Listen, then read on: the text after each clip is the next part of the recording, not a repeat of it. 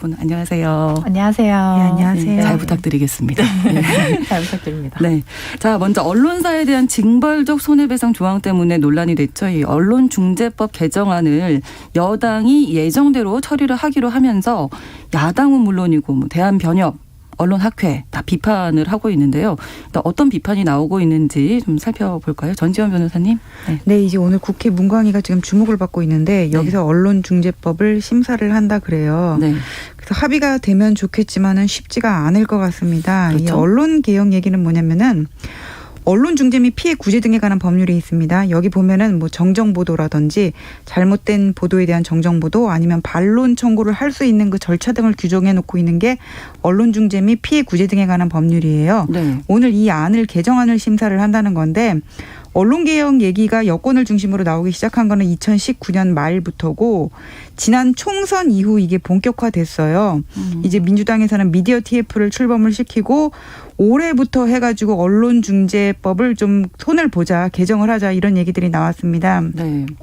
그래서 어떤 조항들이 들어가냐면은 허위 보도로 인해서 언론의 고의 중과실로 인한 허위 보도로 인해서 손해를 봤을 때는 발생한 손해액의 최대 5배까지 배상을 하자고 돼 있어요. 근데 이런 징벌적 손해배상 규정이 보면은 사실 현실화되기가 쉽지 않거든요. 네.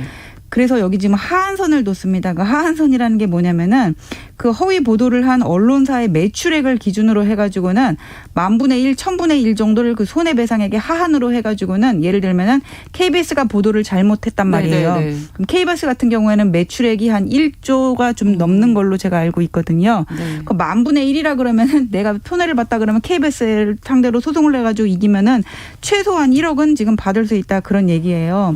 그다음에 여기 뭐 고의 중과실과 관련해서도 예를 들면은 네. 기사랑 사파랑 다른 내용을 뭐 삽입을 한 게재를 한 경우 이런 경우에는 고의 중과실이 있는 걸로 일단 추정을 하고 네. 이거에 대한 반증을 언론사로 하여금 하게 돼 있단 말이에요.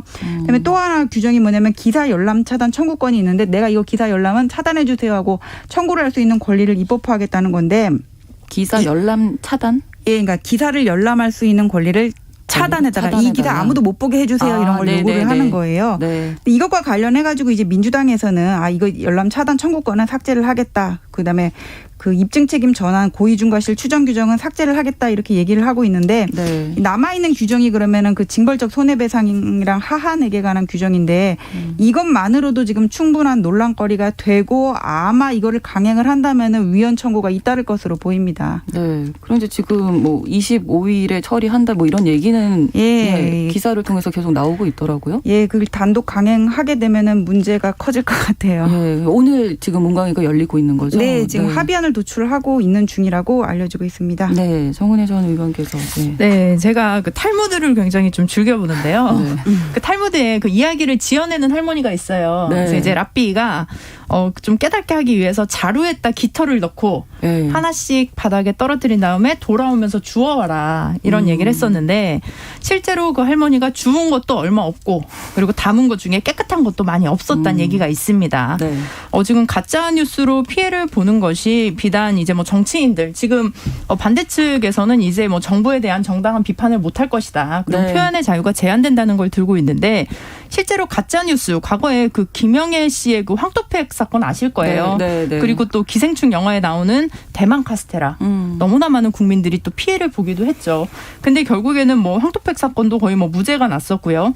이제 그 피해를 입었던 대만 카스테라 그 상인분들도 굉장히 좀 피해 속에서 그냥 굉장히 고통스럽게 하루하루를 살으셨는데 네.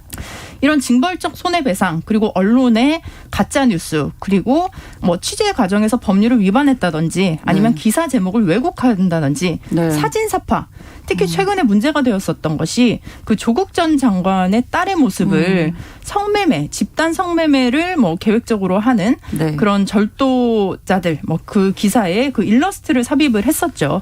그래서 실제 조국 전 장관은 이제 LA조선일보에 이제 뭐 소송을 걸겠다 했는데 미국에서는 이 소송의 범위도 1,140억 원 정도의 그 손배소가 가능하다라고 합니다. 그래서 특히 우리가 가짜 뉴스라고 하면은 의도를 가지고 조작을 한다든지 아니면 오보 등으로 이렇게 허위 기사를 내고 이런 부분에 있어서 특히 선진국에서는 굉장히 좀 그런 피해에 관한 보상이 굉장히 잘 되어 있어요. 근데 우리나라는 언론이 소송을 해도 한 500만 원 정도 그렇다면 실제 뭐 언론이 고의적으로 잘못된 뭐 기사를 내서 좀 뭐 언론을 조작한다든지 뭐 이렇게 언론을 이렇게 호도시킨다면은 그걸로 인해서 피해 받은 사람은 정신적으로도 굉장히 많은 피해를 입을 것이고 스트레스도 받고 네. 실제로 실체적으로도 많은 또 피해를 볼 수도 있거든요. 네. 이런 측에서 우리가 물론 그 악의와 악의가 아닌 것을 구분하는 것은 필요합니다. 사실 이 부분이 굉장히 좀 세부적인 사안이라서 네. 좀 구체적으로 논의가 필요는 하겠지만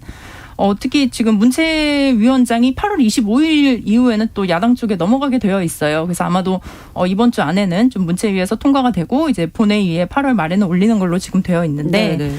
이런 측면에서 봤을 때 일단은 이 법안의 부작용을 좀 최소화하고 또 네. 순기능을 좀 극대화하는 방향에서 저는 반드시 좀 통과가 돼야 된다라는 입장입니다.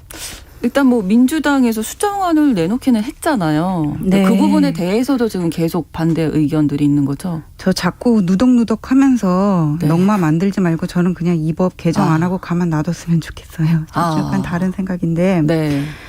가짜 뉴스로 인한 피해 물론 배상을 해줘야 되죠. 근데 이게 명예훼손으로 인한 처벌이라든지 손해배상으로 청구받을 수 있는 배상받을 수 있는 길이 있거든요. 근데 지금 이거 새로 만들어 놓으면서 무슨 징벌적 손해배상 했는데 네. 징벌적 손해배상이라는 거는 형사상 처벌, 민사상 손해배상을 합한 거거든요. 근데 지금 처벌하는 규정이 있잖아요. 명예훼손으로. 근데 왜 지금 징벌적 손해배상을 갖다 놓는지 좀 이해가 안 되고 그다음에 이게 무슨 기업 사건 같은 경우에 징벌적 손해배상 들어갈 수가 있어요. 근데 언론이라는 거는 예를 들면은 광주 항쟁 같은 경우에 80년대 보도에 그때 보도 기준을 지금 와서 보면은 또 다르단 말이에요.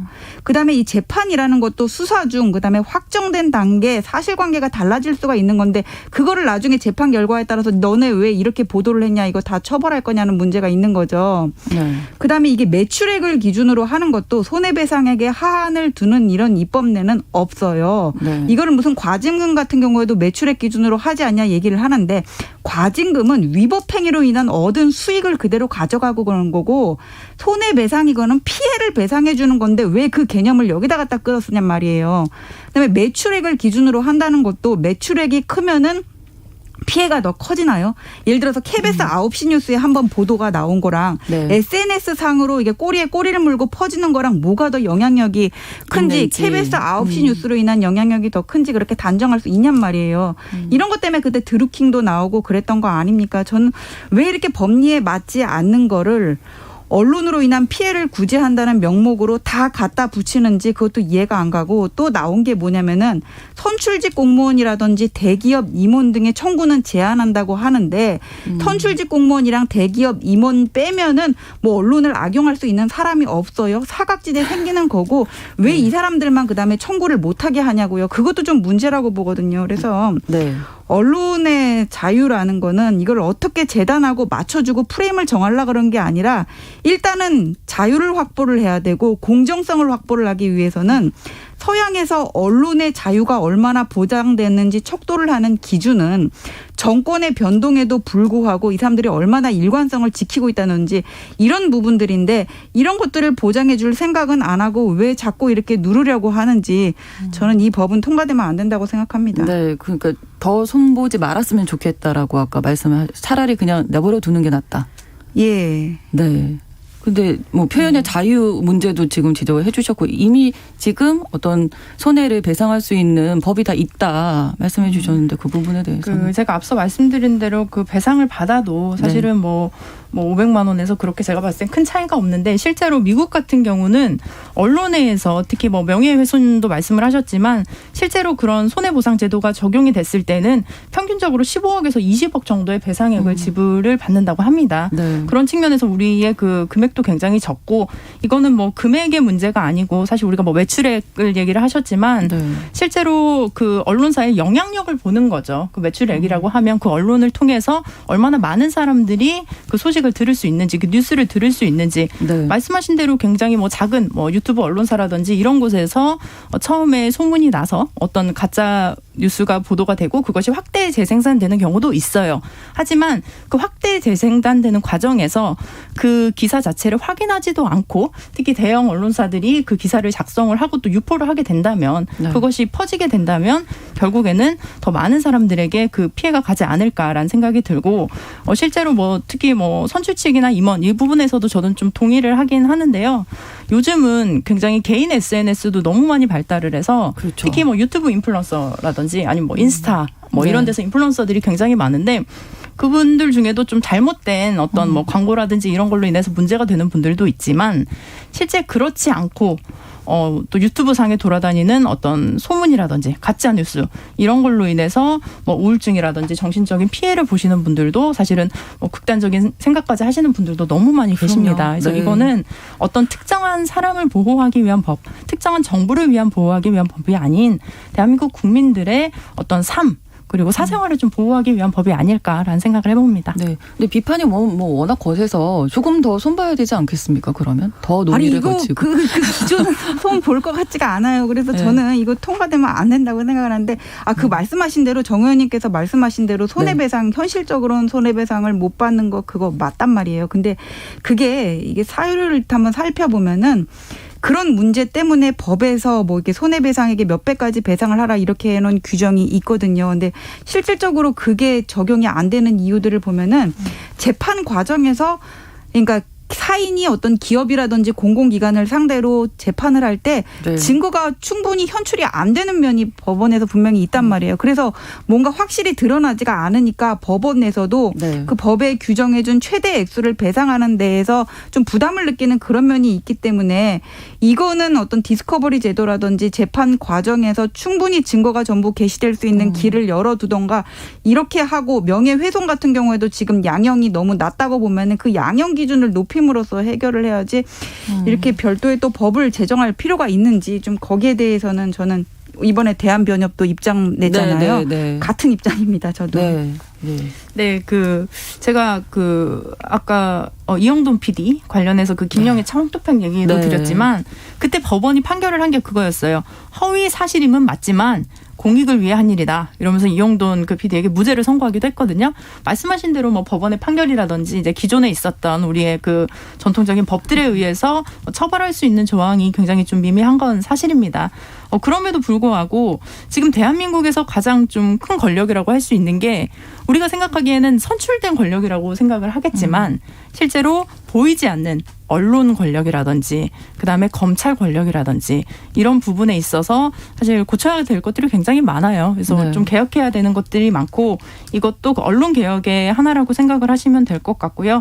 저는 이 법안이 좀 하루속히 좀 통과가 돼야 할 것 같고 또 지금 그 문체위원들 네. 위원장, 간사분들이 좀 문자 폭탄을 맞고 계시다고 합니다. 그리고 네. 굉장히 좀 압박을 많이 받고 있다고 해요.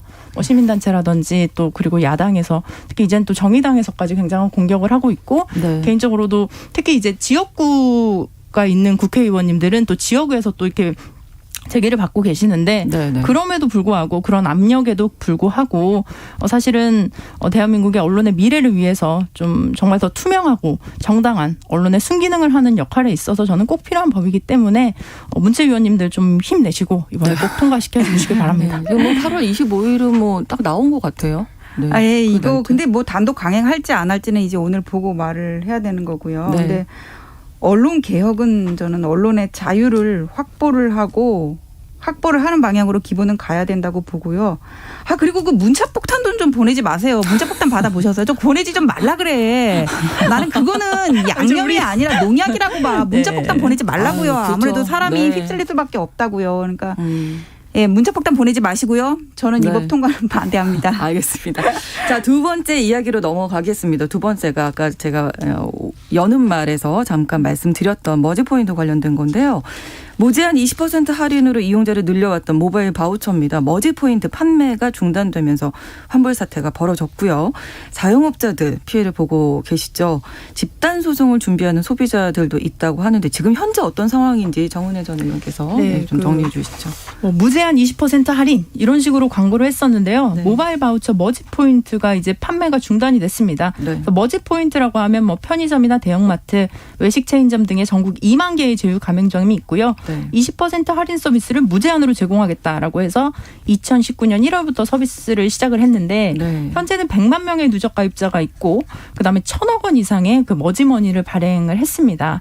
근데 지금 금융당국에서는 서비스 형태로 봤을 때 머지포인트가 등록해야 되는 선불전자 지급업에 해당하지만 수년째 이를 지키지 않고 무허가 영업을 해왔다라고 이제 얘기를 했고요. 그래서 지금 회사는 서비스 중단과 함께 뭐 90%를 환불해 주겠다. 네. 이런 얘기를 하는데 지금 가장 피해를 보고 있는 것은 이제 머지 포인트를 구매했던 소비자겠죠. 그래서 지금 뭐 단체 채팅방이나 카페 등을 이렇게 좀 조직을 해서 네. 그 집단 소송을 준비하기도 하고 있고요. 미리 많이들 사놨더라고요. 네, 그래서 뭐 한 분이 뭐 수십만 원, 수백만 원까지도 네. 이제 이 바우처를 사신 분들이 있는데 실제로 뭐 위법성이 발견될 경우에는 뭐 형사 고소도 불사하겠다 이렇게 금융당국은 얘기를 하고 있는데 지금 가장 중요한 것은 머지 포인트를 구매한 분들 남은 포인트를 사용하기 위해서 네. 이용이 가능한 그 몇 개 안 되는 이제 가맹점을 놓고 네. 해당 가게를 찾아가서 이제 해당 음식점에서 막 몇백만 원씩을 결제를 한다고 해요. 근데 지금 문제는 해당 가맹점들이 지금 대부분 이제 소규모 자영업자들입니다. 그렇죠. 사실 대기업들은 이미 더 빠져나갔거든요. 네. 지금. 네. 그래서 그 소규모 자영업자들은 실제로 어떤 뭐 보증보험이나 이런 것도 들지 않았기 때문에 이게 한 달에 한 번씩 정산을 하는 구조라고 해요. 근데 네. 만약에 한 달 이후에 그 정산하려고 갔는데 안 되는 거죠. 머지 포인트에서 이제 돈을 주지 않으면 이제 실제로 고스란히 피해는 그 소규모 자영업자에게 돌아갈 것 같습니다. 네. 이거 좀 심각한 문제인 것 같은데 금융당국에서 지금 어떻게 조치를 취하게 될까요? 아니 금융당국에서 그 조치는 미리 나왔어야 되는데 그렇죠. 지금 한 2년 정도 네. 넘게 있다가 지금 방치를 한 거예요. 그래서 네. 이게 사실 책임 소재를 물으면 업체랑 금융당국의 책임인데 책임은 저 사람들한테 있는데 피해는 소비자랑 소상공인들이 다 떠안게 됐거든요. 그러니까 이 네. 구조를 잠깐 설명을 드리자면 뭐냐면은 네. 머지 포인트라고 하잖아요. 그래가지고 네. 내가 이거를 예치금을 얼마 놓고 선구매하는 거예요. 포인트를. 그럼 이 포인트를 가지고 네. 20% 싸게 사요. 그러니까 1,000원짜리 아이스크림이 있으면은 내가 네. 800원에 살 수 수가 있어요. 있는 거예요. 네. 그러면은 1,000원하고 800원 간극이 이제 200원 정도 되는데 네. 그럼 이거는 누가 부담하냐 하면은 이게 그 머지 포인트사에서 회사에서. 부담을 하는 네. 거거든요. 이게 자영업자들이 코로나 시국을 맞아가지고 싸게 파는 그런 게 아니란 말이에요. 그럼 여기서 부담을 해야 되는데 네. 이 업체가 계속 이렇게 이득을 창출할 수 있는 그런 데면 모르겠는데 그게 아니라면은 이게 무슨 돈으로 계속 소비자들이 많아지면 메꾸겠냐고요. 또 사람들을 모으고 이런 거 아니냐 지금 그래서 뭐 돌려막기다. 예, 이게 뭐. 일각에서는 이게 돌려막기 폰지 사기 아니냐 이런 의혹까지 아직 확실하게 정해진 그렇죠. 건 아닙니다. 네. 의혹까지 이렇게 나오고 있어요. 그래서 이게 뭐냐면 어디서 이런 거 많이 보지 않았습니까 우리가? 네. 다단계 사기가 네. 이게 뭐 사기라는 건 절대 아닙니다. 네. 아직까지는. 근데 이런 식의 그런 구조는 우리가 많이 봐오던 건데 지금 무대가 이커머스 결제로 옮겨와서 지금 했었다 그런 차이가 있는 거거든요. 네. 근데 이게 전자금융거래법에 보면은 이런 사업을 할 때는 먼저 등록을 해야 돼요. 근데 이 사람들이 미등록한 상태로 지금 몇 년 동안 이렇게 영업을 해오고 있으면서 무슨 뭐 우량 IT 업체처럼 그렇게 운영을 했는데 금융당국에서 사실 지금 그건 인지가 늦었다 이런 문제가 있거든요. 그러니까 이런 문제가 드러나니까 이제 부랴부랴 더 이상 판매를 중단하고 뭐 이렇게 가맹점들 차단하고 그렇게 돼버린 건데 네. 그러면은 소비자들은 환불을 받아야 되고 가입했던 가맹점들은 자기가 싸게 판 금액만큼 그걸 받아야 되는 거잖아요. 그렇죠. 지금 이것 때문에 환불을 받을 수 있는지 집단 소송까지 해야 되는 건지 아닌지 이런 얘기들이 나오고 있는데 재판을 이기는 것보다 더 어려운 게 돈 받아내는 거거든요. 예. 그래서 이 업체를 상대로 얼마나 이게 피해를 입은 자영업자들이나 소비자들이 이렇게 배상을 받을 수 있을지 그게 문제예요. 근데 사실 이런 얘기들은 이런 선결제를 해가지고는 플랫폼을 통해서 충전하는 이런 거래들이 네. 일어난 지가 한 7, 8년 정도 됐거든요. 그래서 이렇게 쌓이는 돈을 보면은 2014년 초에 한 7,800억이 되는데 올해 기준으로 보면은 2조가 넘어버렸어요. 엄청나네요. 그럼 이런 거래들이 이렇게 많아지면은 네. 뭔가 소비자들을 보호할 수 있는 방안이 나와야 되는데 네. 이 보호 법안이 국회 상임위에 9달째 지금 계류 중이라고 하거든요. 이번에 머지 포인트 같은 경우에도 지금 2년 넘게 영업을 했는데 그렇죠. 이용자 수가 한 100만 명 정도 된다 그러고 매달 3,400억이 거래되는데 이거 엄청난 거잖아요. 이것들을 이거 지금 몰랐다. 규제할 수 있는 법안이 등록하지 않았다 이거밖에 없다면은 이거 정말 문제가 아닙니까? 그래서 언론중재법보다 이거부터 좀 먼저 하시라고 해도 한참 보내지 마시고. 드는 생각이 뭐 이렇게 인터넷 IT 쪽에는 뭐 지금 현실적으로 너무 많이 발달이 이루어지고 실제로 우리가 사용을 하고 있는데 법안이나 이런 것들은 좀 잘 못 따라가고 있는 거 이게 현실을 좀 잘 모르고 있는 게 아닌가. 네, 맞습니다. 제가 그 국회에 있을 때 이제 산자중기위에 있었어요. 그래서 산업통상자원 중소벤처기업위원회에 있었는데 네. 이제 관련해서도 이제 테크핀이라고 하죠. 네. 그 기술을 금융에 접목한 건데 이런 부분에 있어서 기술 개발이 굉장히 빨라요. 근데 네. 금융이나 그렇죠. 법 제도에 대해서 좀 의원분들도 좀 약간 잘 알지 못하거나 네. 이런 전문성이 없는 경우가 많은데 그래서 또 머지 플러스가 뭐 정말 사기인지 아닌지는 밝혀져야겠지만 이번 사건을 정말 의도했는지 안 했는지도 모르지만 네. 결과적으로 소비자와 그 자영업자들이 피해를 본 거는 지금 사실이 되었습니다. 네. 그래서 지금 그 말씀하신 그 수익 구조로는 이게 지금 환불도 좀 안 될 것 같아요. 근데 지금 환불도 뭐 90%로 환불해 주겠다. 네. 근데 지금 거의 원래 100% 환불을 받아야 하는 것이 되는 당연한 건데. 권리인데 네. 그리고 손해배상 청구도 가능한 것인데 그거 안 되고 있고 그리고 말씀하신 대로 요즘 이제 코로나19가 확산되고 또 비대면 거래가 증가하면서 네.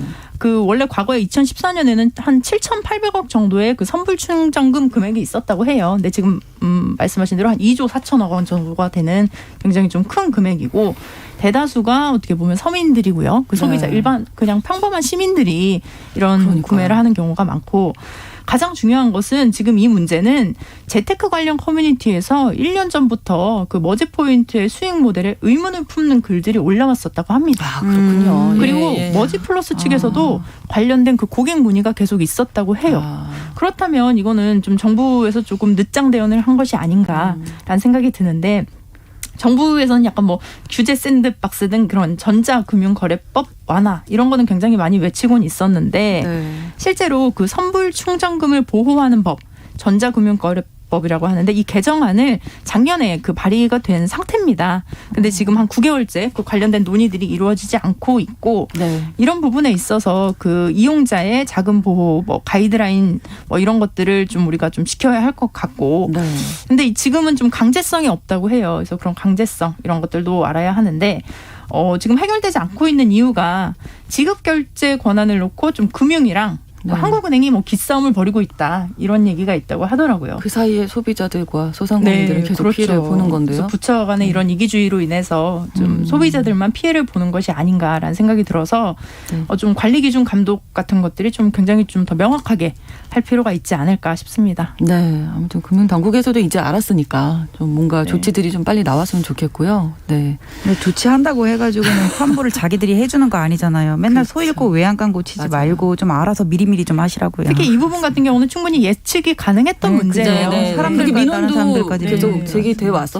들어왔고 예. 그리고 아무리 뭐 새로운 산업 기술이라고는 하지만 이제 우리가 그 기술과 금융을 접목하는 이런 것들에 의한 좀 전문적인 그런 연구들도 그리고 좀 국회에서도 이제 좀 더 활발하게 관심을 가지고 봐야 하지 않을까 싶습니다. 네, 오늘 이야기 여기까지 듣겠습니다. 뉴스픽 정은혜 전 의원, 전재현 변호사 두 분과 함께했습니다. 고맙습니다. 네, 감사합니다. 정용실의 뉴스브런치 함께하고 계신 지금 시각 10시 30분입니다. 라디오 정보센터 뉴스 듣고 오겠습니다.